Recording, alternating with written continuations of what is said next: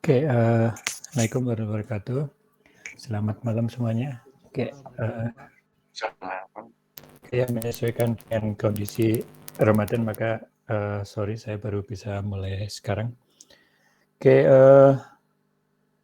hari ini kita kuliah ke-7 ya. Saya akan membahas soal masih tentang disable.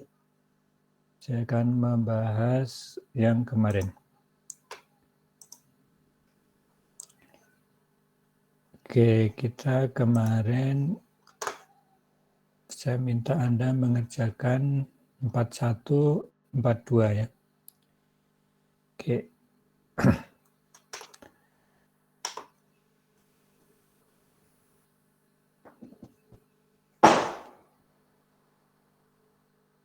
Oke, saya share screen dulu.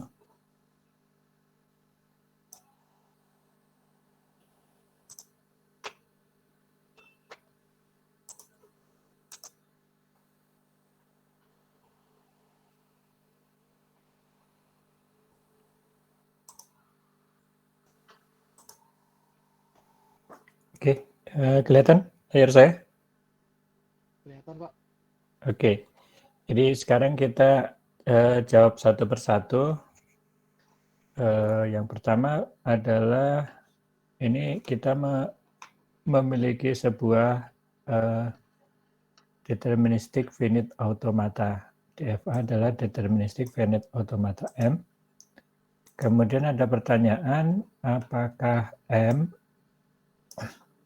tentu saja kalau notasi ini notasi dalam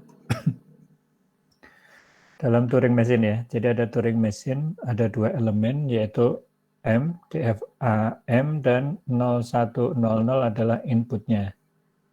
Inputnya apakah masuk pada A, DFA. Jadi apa yang harus kita lakukan? Jadi apakah ini pertanyaan adalah accept atau tidak. Jadi kalau kita masukkan di sini M ya, 0100, maka kita bisa tuliskan bahwa misalnya ini kita kasih aja nama ini Q1. Q1 accept state ya. Ini Q1. Ini Q2. Ini Q3. Kalau yang pertama soal A, ini urutannya Anda bisa bacakan ke saya.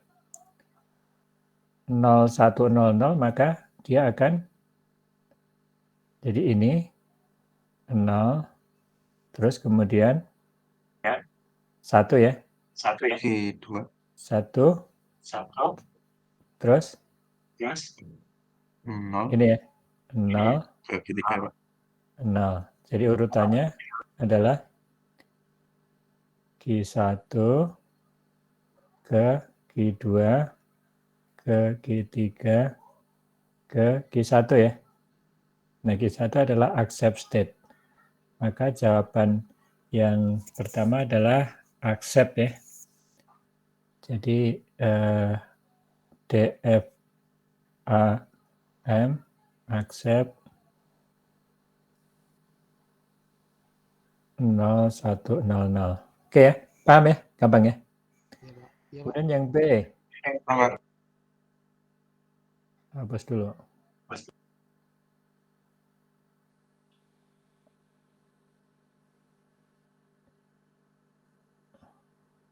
Yang B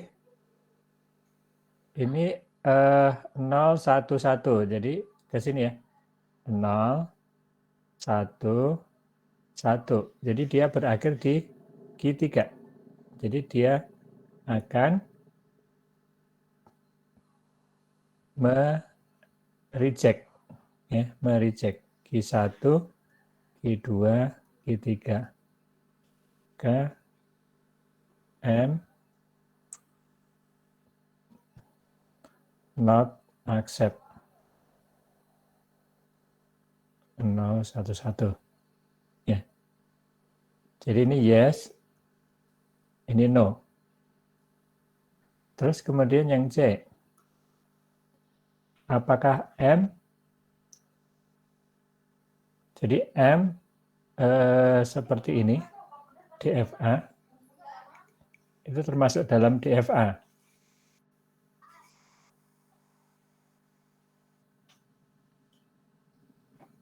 Iya, jadi ini tidak ya, no ya, karena tidak ada ini ya. Jadi sebenarnya kalau kita tuliskan ya, kalau seperti ini kan kita tuliskan A ya sama dengan, harusnya yang accept itu A sama dengan ini ya, ini inputnya,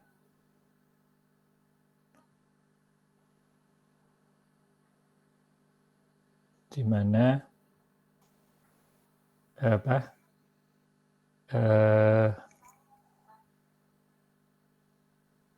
DFAM gitu ya.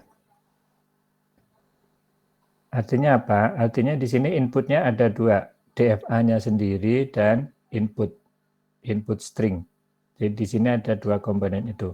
Kalau seperti ini berarti dia tidak termasuk pada FDFA. Jadi ini adalah no. Alasannya itu ya. Jadi komponen pertamanya ini itu single komponen. Jadi single komponen. Seperti di itu ya, di jawaban yang di buku ya, itu single komponen. Oke. Kemudian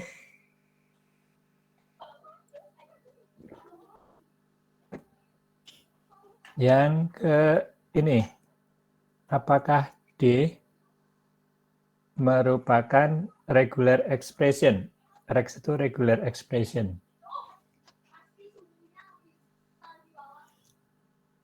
Jadi regular expression. Jadi komponen pertamanya bukan regular expression, ini adalah DFA. Ya. Ini adalah DFA, maka di sini jawabannya adalah no juga.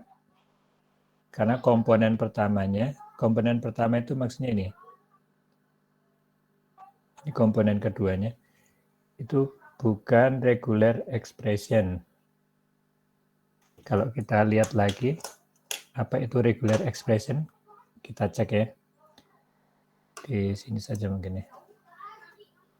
Ini. Regular expression itu definisinya ini.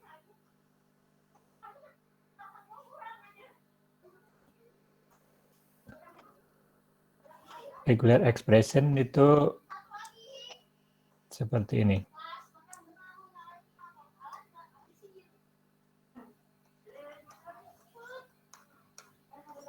Jadi kalau di programming Anda juga mengenal istilah regular expression ya. Pernah berhadapan dengan regular expression? Regular expression adalah apa? Ya.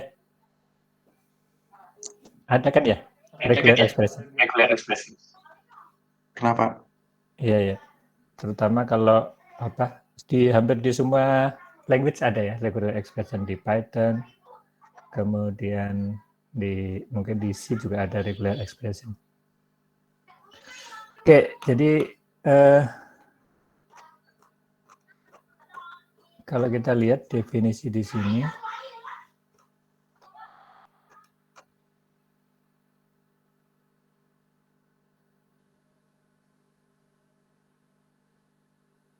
jadi nih ya, regular expression adalah apa? Gabungan dari ini apa? String. Itu regular expression.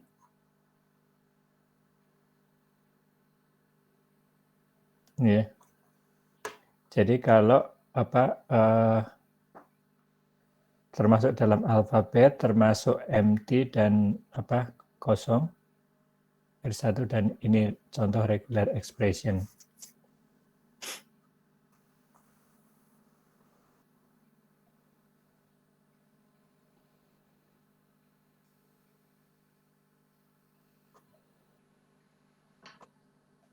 Ya. Nanti silakan diulang lagi tentang regular expression. Oke. Kemudian yang E. Jadi ini E adalah singkatan dari empty ya. Jadi ini tidak empty karena M itu tidak empty. Jadi apa? dia tidak menerima empty. Pertama harus berisi, baru bisa jalan ini. Kemudian ini yes, jadi apa? The same language ya. Jadi same language ini. EQ singkatan apa? Kita cek di atas. EQ.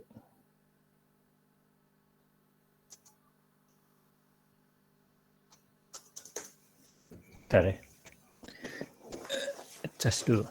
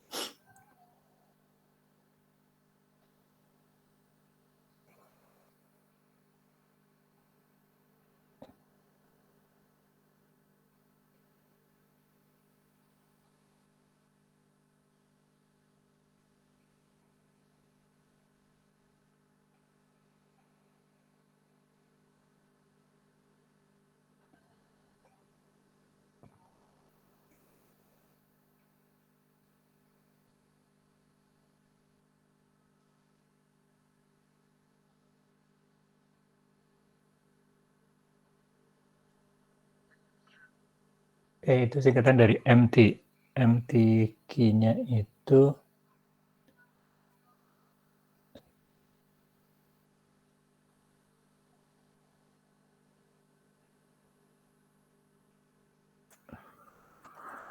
empty contact grammar. Mudah-mudahan cukup jelas ya. Sekarang yang nomor 2. Jadi ini tadi jawabannya apa nih? No. Ini yes.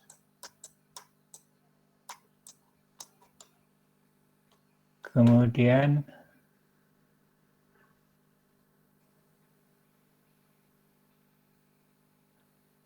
jadi kita ini pertanyaan ini adalah jadi kita diharapkan akan membuat bentuk yang seperti ini.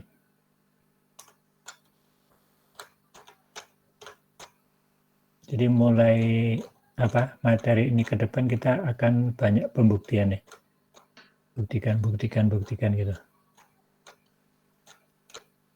Jadi yang diharapkan adalah membuat bentuk yang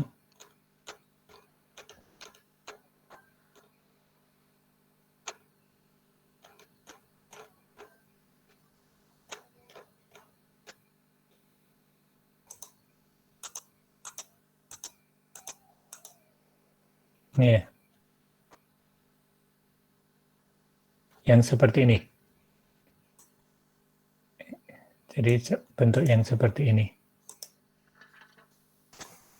Ini ya. Jadi yang nomor 2.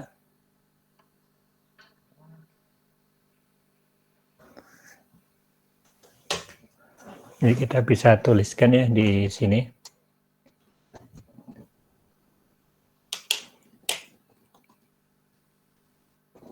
Jadi di sini ada regular expression. Regular expression. Jadi consider bahwa determining whether a DFA and regular expression are equivalent. Ya. Dan tunjukkan bahwa itu decidable. Jadi regular expression dan DFA itu ekuivalen tadi ya, kelihatan juga diterangkan di bab tadi. Kita bisa tuliskan misalnya,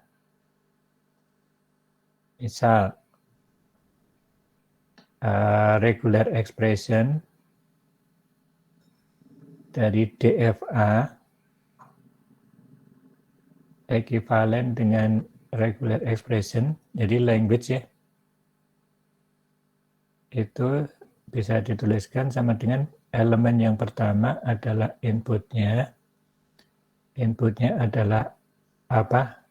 Automata, DFA, dan regular expression.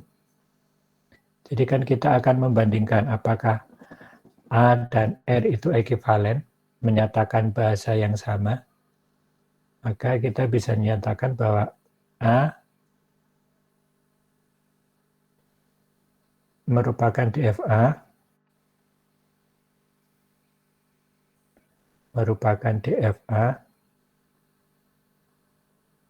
dan R regular expression. Ini ya kita tuliskan dalam notasi Turing Machine.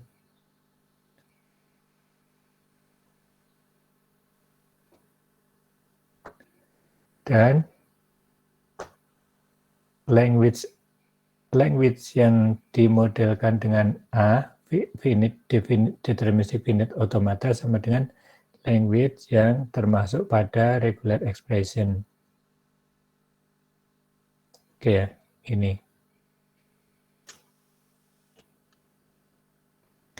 Jadi kita bisa tuliskan ini ya, ini ya, pada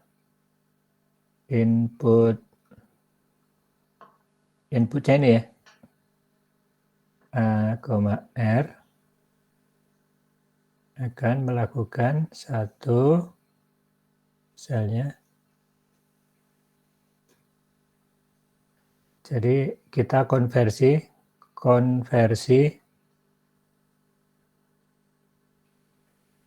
R ke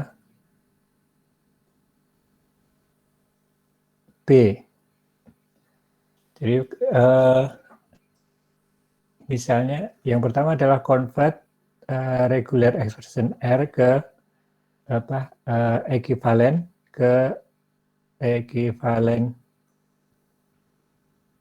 DFA misalnya dalam B. Jadi ada prosedur untuk mengkonversi, kita lihat ya di bab 1 tadi. 1.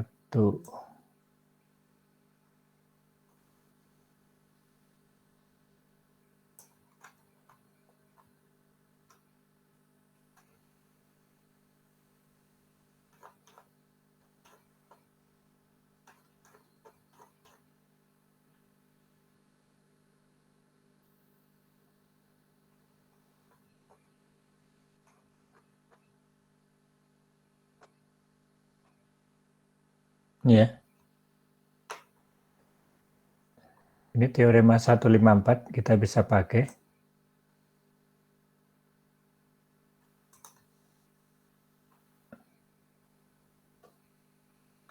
Ya, 154 bisa kita pakai. Jadi kita bisa konversi.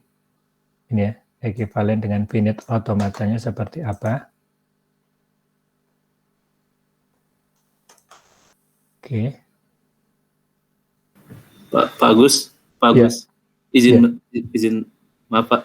Jadi untuk yang konversi R ini pasti kalau yang expression itu ke NFA dulu ya Pak, baru ke DFA ya, nggak bisa direct ke DFA langsung ya?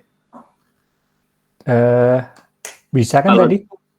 Kalau dari materinya sih, kalau saya baca yang itu tuh ke NFA dulu dia, baru dari NFA ke DFA. Oh, DFA ke NFA. Iya. Apakah stepnya memang selalu seperti itu? Nah itu sih yang saya tanyakan. Kalau yang di 1 ini ada contohnya nggak? Ada ke NFA dulu tuh, itu yang nomor 1. Ya, ikutin aja yang seperti ini. Ya, NFA terus seluruh cabangnya dipecah gitu ya. Terus nanti jadi DFA ekuivalen. Iya. Oke. Iya, ya. Saya belum memberikan materi NFA ya. Tapi bisa dipahami sendiri belum? Atau harus diulang? Kalau di UTS, kalau belum saya berikan, nggak saya keluarkan ya. Oke ya. Jadi ke NFA dulu, kemudian apa? Ke ekivalen B, kemudian kalau sudah bentuknya sudah DFA kan apa pakai cara yang seperti contoh di sini ya. Jadi selalu bisa diaccept dan selalu bisa di reject.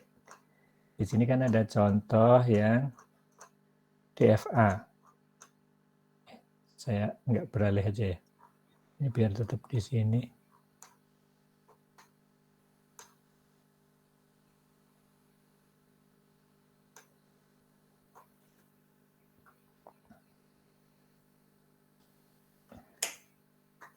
Nah,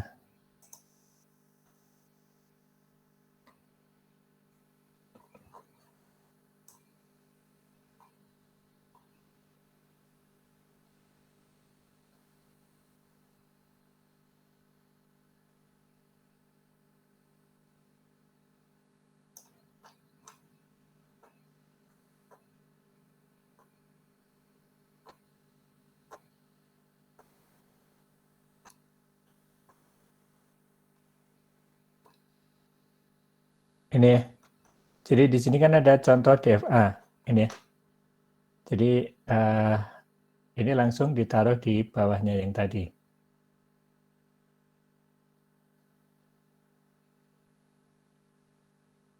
Jadi apa? Kita menggunakan apa namanya langkah yang di sini untuk menyelesaikan yang tadi, yang berikutnya ya. Jadi kalau sudah di ini ke DFA bisa kan otomatis kita menggunakan Turing Machine, gunakan Turing Machine.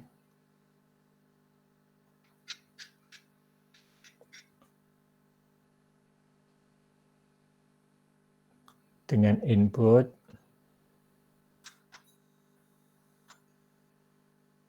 input ini A tadi adalah finite automata, R-nya diubah ke B ya. Jadi ini DFA, R-nya ini diubah ke B dengan input A, B. Jadi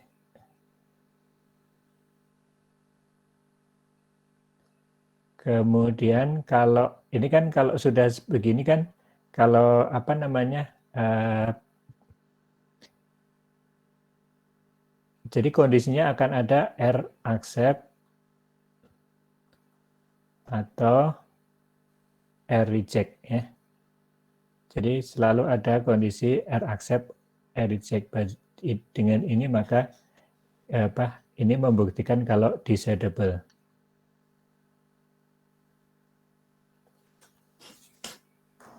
Ya. Silahkan kalau mau dicatat.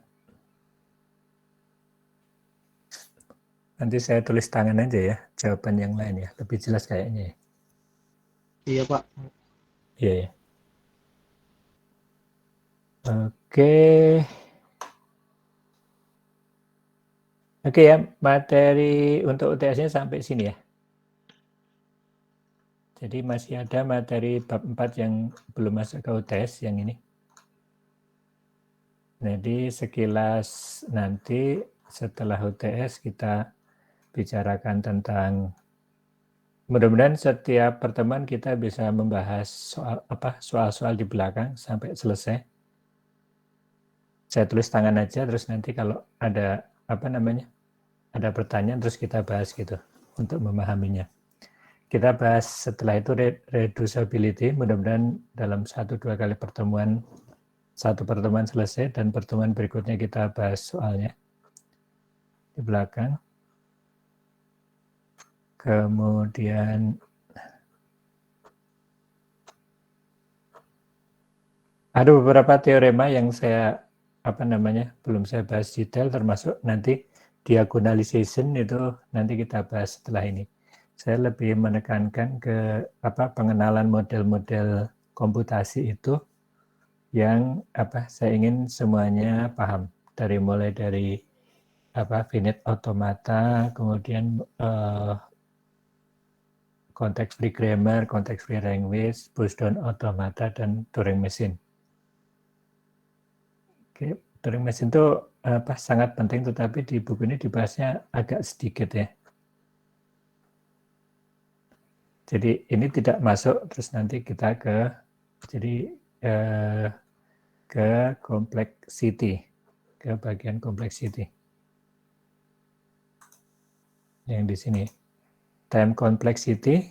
Jadi kalau yang di sini di bab computability itu tujuan utamanya adalah untuk membuktikan apakah sebuah masalah komputasi itu computable atau tidak gitu ya. Misalnya, apakah kita bisa tahu kalau suatu program itu akan selesai atau tidak tanpa menjalankan program itu gitu. Itu kok komput atau enggak gitu. Kalau kita bikin program terus kita tidak jalankan, adakah suatu cara untuk jadi kalau dalam kajian teoritis itu kita tahu, oh ini pasti ada solusi meskipun solusinya belum ketemu gitu ya. Itu ya. Tetapi ada juga masalah yang ini bagaimanapun juga tidak akan ada solusi meskipun dicari bertahun-tahun, berpuluh tahun, beratus tahun. Jadi membuktikan apakah sebuah masalah itu computable atau tidak itu ada di computability theory. Jadi misalnya yang kemarin ya, apakah apakah masalah menentukan sebuah akar integral dari suatu polinomial itu computable atau tidak gitu ya, misalnya seperti itu.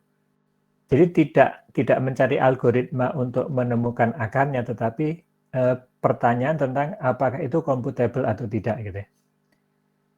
Jadi misalnya ada masalah hipotetis gitu, apakah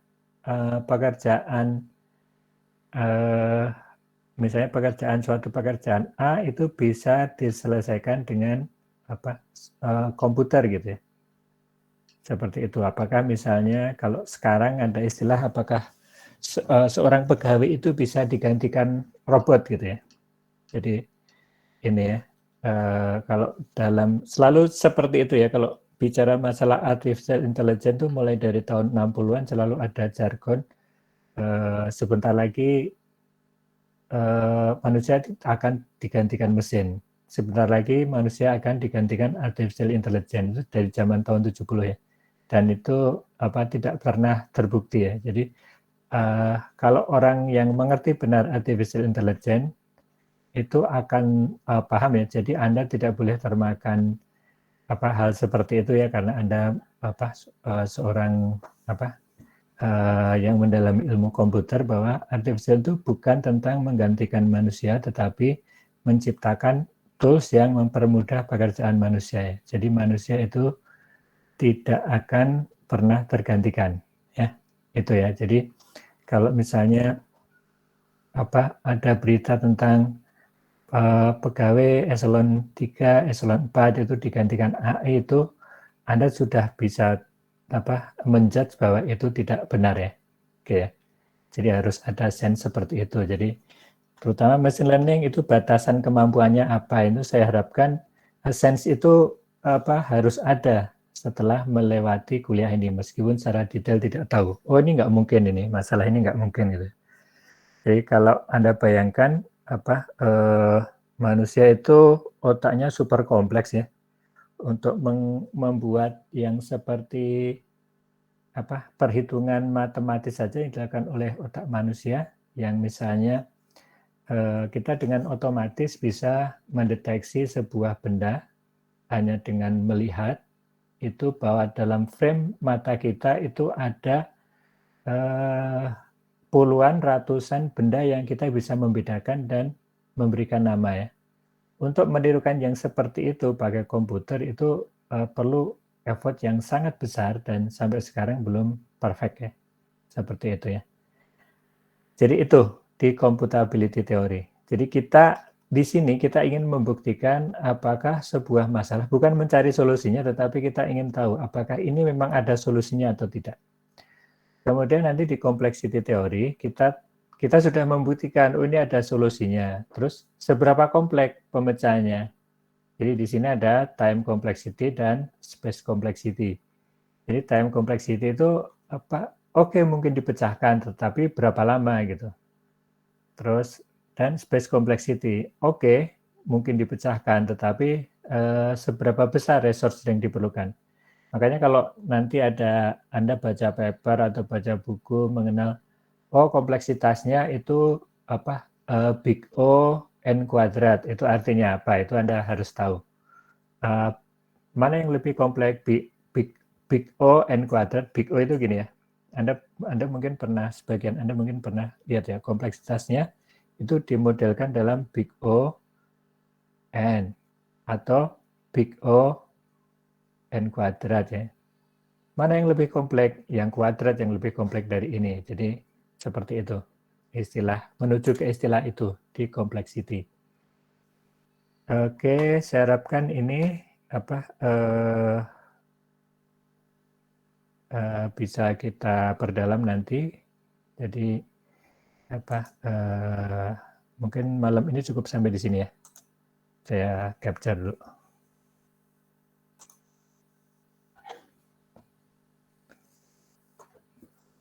Ya, silakan dibuka. Masih pada di kantor? Enggak ya? Di rumah ya?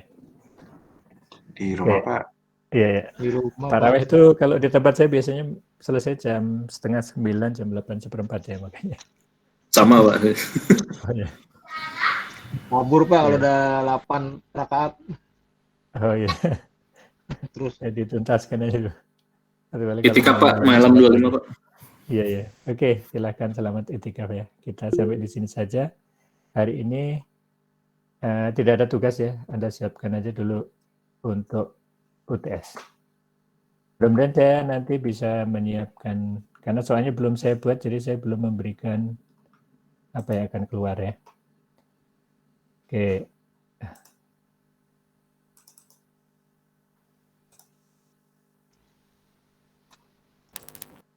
Saya copy dulu.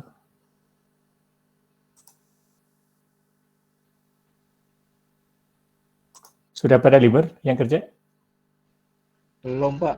Tanggal Belum, Pak. 29. Tanggal 29, Pak. 29. 29 itu hari Jumat. Hari Jumat. Oh, bukan mulai Kamis ya? Beda-beda mungkin. Oh ya. Lagi kejar setoran. Oh gitu. Saya masih seringnya WFH, jadi nggak itu. Kalau ke kantor kosong. Oke, ntar saya ambil sekali lagi yang tanpa share screen.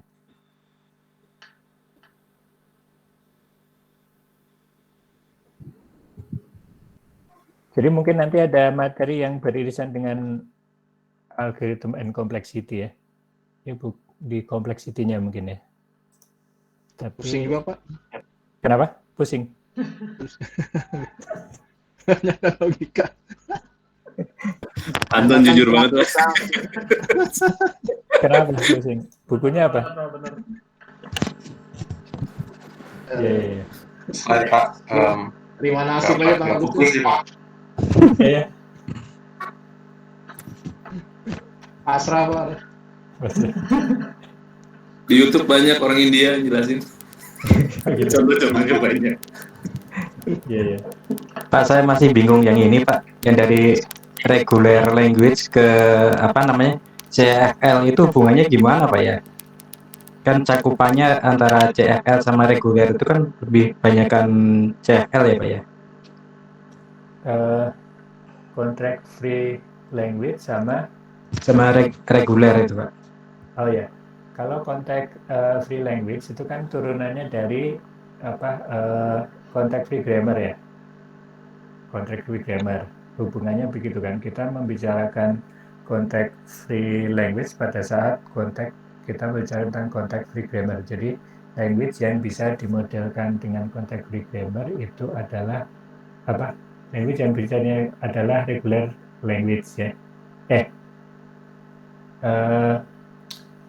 Saya tadi ngomong apa ya? Apa yang Anda tanyakan?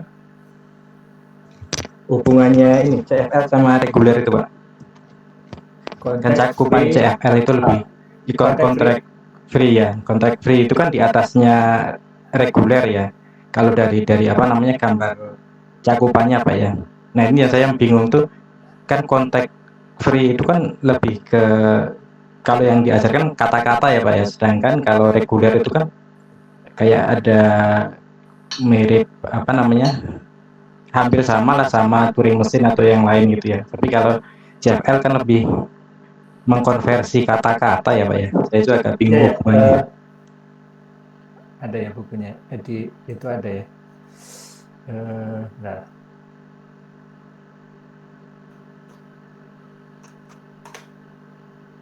Kita ke yang disable.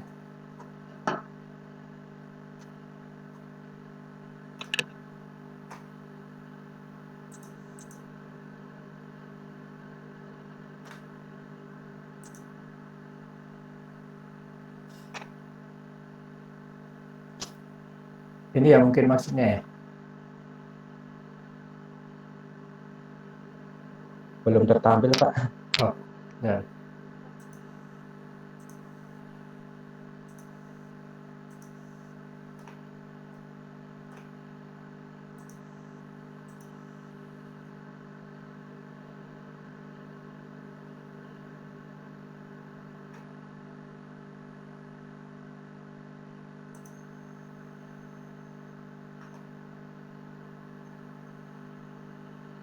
Ini ya?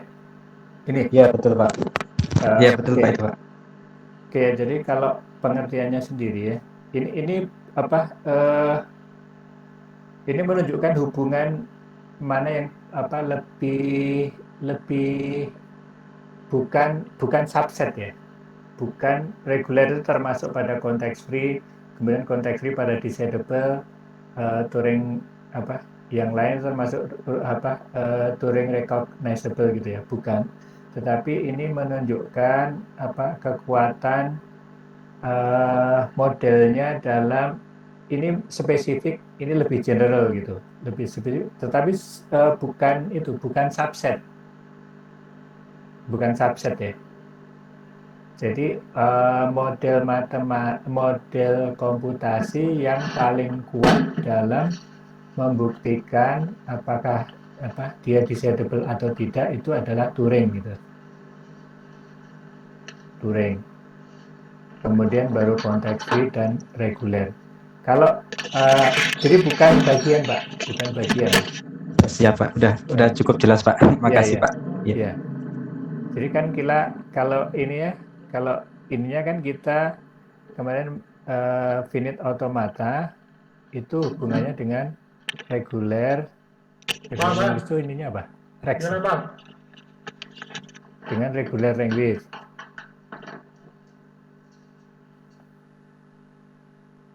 Kanto konteks free grammar dan push-dot automata itu dengan konteks free language.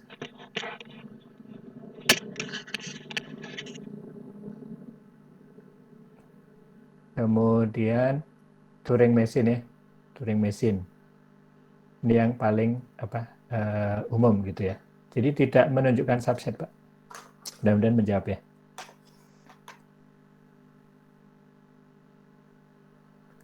Oke ya, cukup ya. Oke, selamat selamat itikaf buat yang mau itikaf, dan selamat menuntaskan puasa buat yang menjalankan puasa. Mudah-mudahan lancar semuanya, sehat. Kalau yang hati-hati, mudah-mudahan sehat, selamat sampai tujuan, sampai kembalinya nanti. Sampai jumpa, insya Allah 2 minggu lagi ya. Oke. Ya, terima kasih, Selamat Pak. malam semuanya. Assalamualaikum warahmatullahi Selamat malam. Waalaikumsalam. Terima kasih, Bapak. Terima kasih Pak ya. wabarakatuh.